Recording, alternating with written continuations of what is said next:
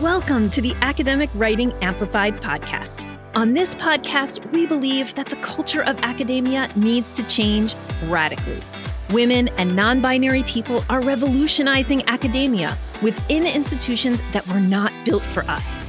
If you're ready to reject the culture of overwork, kick guilt and overwhelm to the curb, and amplify your voice to make a real impact on your field without breaking down or burning out, you're in the right place. With our team of experienced writing coaches as co-hosts, we'll share insights and talk to inspiring guests to bring you the practical strategies, systems, and mindset shifts you need to find time to write, publish work you love, and design your career on your terms. And it all starts with writing. Let's go. Hello, and welcome to the podcast. I'm Kathy Mazak, your host for this episode. On today's episode, we're going to talk about planning. Now, in the past, and lots of times, I love to talk about planning your writing. But in today's episode, I want to switch focus a little, and I really want to emphasize what it takes, like what kind of plan is necessary in order to plan to be published, right? Because the end goal we really want is to have your voice out in the world in publication. That gets you that leverage, right? That power to get promoted, to get the jobs you want, to get the grants you want. And so that's really the goal. So I want to make the connection between a writing plan and publication.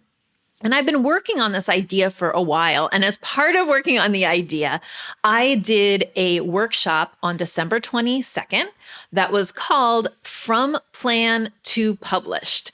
And I did the workshop live for the first time. And I wanted to share a snippet of this workshop with you on the podcast today.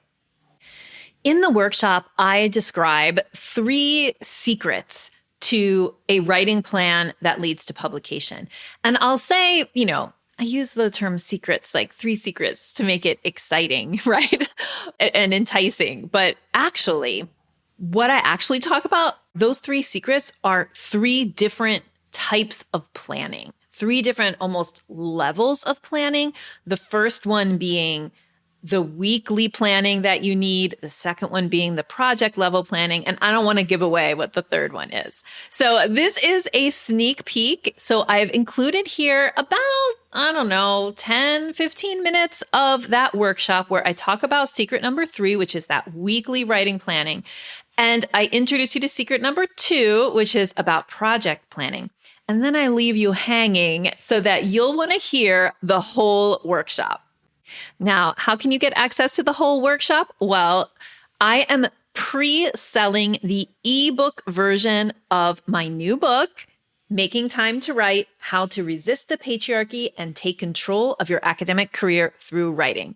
Now, the paper version comes out in August. The ebook version comes out in May. But this is your opportunity to get it in your hands first by purchasing it through me as the author. You can pre-order the ebook version of Making Time to Write and get it as soon as the publisher hands licenses to me. So that will be before May, but at least by May. And what you get as a bonus for doing that is that you can come to our From Plan to Published workshop, which is happening today. So if you go and grab the ebook through the link in the show notes, you can come as early as today to that From Plan to Published webinar. But if you are a little late or you're hearing this tomorrow or whatever, then you will get the recorded version. So don't worry. Either way, you will learn what secret 3 is if you pre-order our ebook. All right, so enough messing around. Let's get started with a sneak peek of my workshop From Plan to Published. So what you're going to learn today. The first thing you'll learn is what hundreds of academic women and non-binary people in our community do to make sure that they get words on the page every week. Okay, not every day, but every week. And to forgive themselves if they don't do that.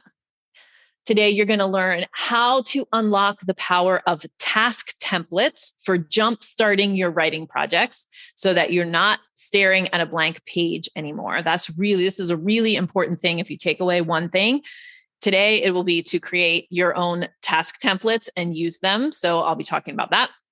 And then you'll also learn how your publication pipeline can become an actionable, high-level project plan that increases your impact and builds your legacy. So a little bit about us before we get started. So I know that you might know me from the podcast. I want to make sure you know our coaching team.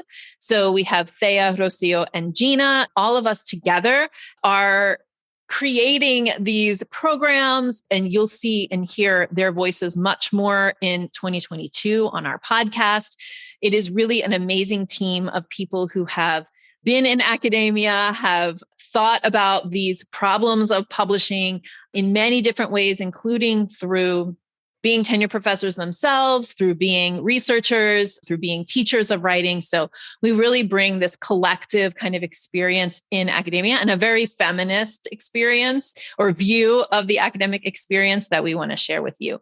And overall, what we envision for you and what we really want you to experience is feeling confident, calm, and collected in your work life. Instead of feeling frazzled and pulled and all these things, we have this vision of scholars who feel confident, calm, and collected, and the scholarship that people who feel like that can produce, which we think is very, very powerful. So let's get started. 3 secrets today and a bonus secret. So here we go. Secret number 1. A weekly writing plan sets the foundation for publication success. Okay. So the first secret is that you need to have a weekly writing plan. You'll notice that I didn't say daily. And if you followed me for a while, you'll know that I just never was able to make daily writing work.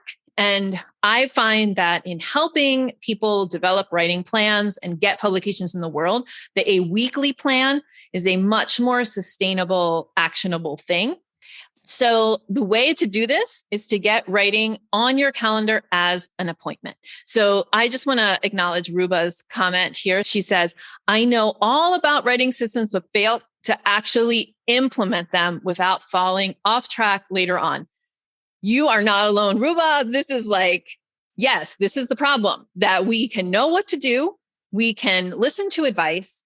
We can try it for a while, and then something happens and it stops working, or we stop following through with that plan for understandable reasons. Okay. So part of the reason that I want to really emphasize weekly, and Dana, thank you for the, for the support there. It's really hard to maintain daily. And I actually think counterproductive. And the reason is that if you're trying to hit a daily goal and you fail, then you feel bad. All right. So we want to eliminate feeling bad from writing because that's keeping you from writing. We want to instead take really strategic action to develop positive feedback loops. So when I say that your weekly plan, you need to get writing on your calendar as an appointment, would be so thrilled if you could do 1 hour a week. All of you who are thinking in your head, that's ridiculous. I can't get anything done in 1 hour. 1 hour consistently is way more beneficial than 8 hours once a semester in a binge. So we're really looking for consistency. We're looking for, if you think about writing as peripheral to your job, then it will always fall to the bottom of the list. It'll always be on the weekends. It'll always be I'll wake up early and do it, but then you're too tired because you're exhausted, of course. And so you don't. And what I want to do is I want you to think of it as maybe the most important part, right, of your job. And so it needs to be on your calendar and it needs to happen during working hours. So getting writing on your calendar as an appointment. Yes. And 1 hour is better than 0 hours every day, all day. So the hard part of this, as we've already mentioned, right, is the time management part. Finding 1 to 2 hours a week, 1 to 2 hours only, 1 hour to start is great.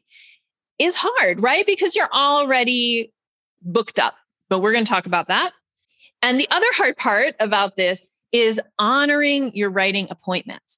So how many of you had put writing on your calendar and then just rolled right over it with something else? You know, somebody called and said, can we meet during this time? And you had writing there. And so you don't see writing as important enough to say no to the meeting, or it feels like, oh, I'll find another hour some other time to write so I can do the meeting. Yeah, that kind of behavior is what we need to work on. And the mindset around how we honor our writing appointments is something that we need to work on. So some strategies to try in order to overcome the hard parts that I just mentioned. One of them that I'm a big fan of is co-writing. And all this means is getting together with others to silently write side by side, virtually or in person. Most people are doing it virtually these days. What you do is you find a friend or 5 or 50 and get a Zoom link and put a time on your calendar where everybody's meeting at that Zoom link. Stay muted and you join in the chat. You put your goals, you work, you can have your camera on or off. At the end, 10 minutes before the end of the hour, you're like, I hit my goal or I didn't or whatever. You check in and then you're done. And the reason that co-writing helps is that there are other people showing up to the appointment. It's not just you. So it's hard sometimes to keep appointments with only ourselves, even though it's really important. And you might kind of, intellectually know how important that is, but it's harder to actually implement or take action on that importance. So it's really helpful to have other people who are going to show up at that writing time as well. So we do this inside of our programs, but it's something that you could pretty easily recreate by finding a friend and making a co-writing time.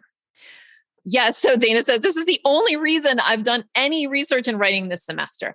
And I want to say, I think this is a very feminist way to solve a patriarchal problem, right? Like the culture of academia is like, you should be burning the midnight oil in your office by yourself in your tweed jacket and, but community, exactly, Megan, community, doing things in community and being there for each other is the way that we can meet our goals. And it works, as Dana says, right? It absolutely works. And again, start with 1 hour a week and try to, make that consistent. The other strategy to try, and this relates to other things that have been mentioned in the chat already, is doing some writing mindset work. Now, what is mindset? Mindset is your beliefs around your writing. So the only way we change mindset is by doing reflective work and really actively reflecting on your beliefs around time, around writing, and around your career. So in my revised handout that I'll be sending you as part of the follow-up to this workshop, I will send you an example writing mindset activity that's just some questions you can journal about. But basically, what you want to start doing is changing the way you see those calendar appointments. So co-writing helps, right? Because there's other people. But I also want you to be able to keep an appointment with yourself. And mindset work is what's going to get you there. So you've been indoctrinated with a lot of beliefs about time in academia, about how you should be working kind of all the time, or you could be working all the time, that really dedicated people work all the time, right? Like we hold these beliefs. We need to start to unpack those and say, nope, writers need to rest. So we can't be writing all weekend because writing needs space. It needs rest. It needs a body that's rested and a brain that's rested. So changing those beliefs takes reflection and what I call mindset work. So that's something I'm going to give you an example in my revised handout that I'll be sending as part of the follow-up to this talk. All right. Secret number 2. Secret number 2 is project level planning forms the pillars of your publication strategy. So weekly writing time, at least 1 hour, is like the foundation. The pillars are planning projects. Okay. So getting good at project planning. The reading and note taking, which is our slowest part, we underestimate. Yes. And that's part of project planning. So I'll get to that in a second, but project planning means that you are going to develop your project management skills so that you can move multiple projects to completion each year. Now, you are already doing this, but you want to get better at it, because if you're a professor, you already have teaching, research, and service as 3 things. If you're a PhD student, your dissertation is a big project with a lot of moving parts, and you might be doing other projects at the same time. Maybe you're a TA, maybe you're an RA, maybe you work a different job, maybe you're a parent, right? You're always having multiple projects. And so we have to be good project managers in order to be successfully publishing academics.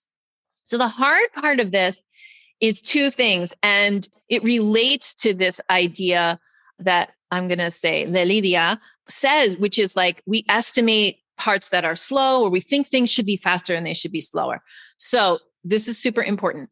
Breaking projects into tasks, and then also being able to estimate the time it takes to complete tasks are the hard part of this.